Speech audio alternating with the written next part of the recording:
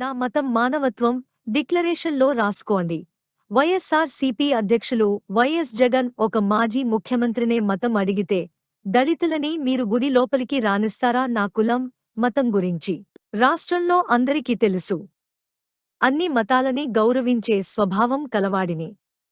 అడిగే వారందరికోసం చెబుతున్నా.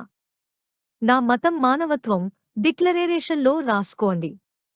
నా మతం ఏమిటండి? అవును,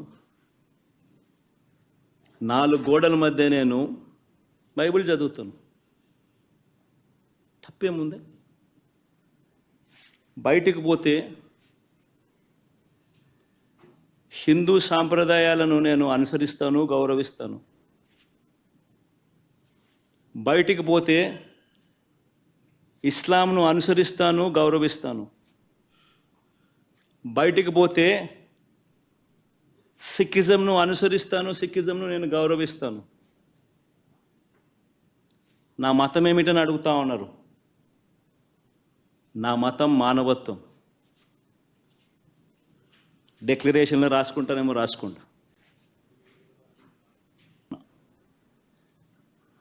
గుడికి పోయే వ్యక్తిని నువ్వు ఏ మతము అని అడుగుతా ఉన్నావు. ఏ మతము అని చెప్పకపోతే గుడిలోకి ఎంటర్ కాకూడదు అని అంటా ఉన్నావు. సెక్యులర్ దేశం అని చెప్పి చెప్పుకుంటా ఉన్నాం. ఒక ముఖ్యమంత్రిగా పరిపాలన చేసిన వ్యక్తి పరిస్థితి ఇదే అయితే ఇక ఆ దళితుల పరిస్థితి ఏమిటి? గుళ్ళలే పోగలుగుతారా? పోయే పరిస్థితి ఉందా? పోనిస్తారా? రానిస్తారా?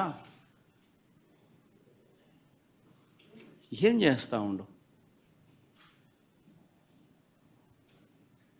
నిజంగా రాజకీయాల్లో మతం పేరుతో రాజకీయాలు చేయడం ఎంత దౌర్భాగ్యమో. నేను ఇదే బీజేపీ పార్టీని కూడా అడుగుతా ఉన్నా.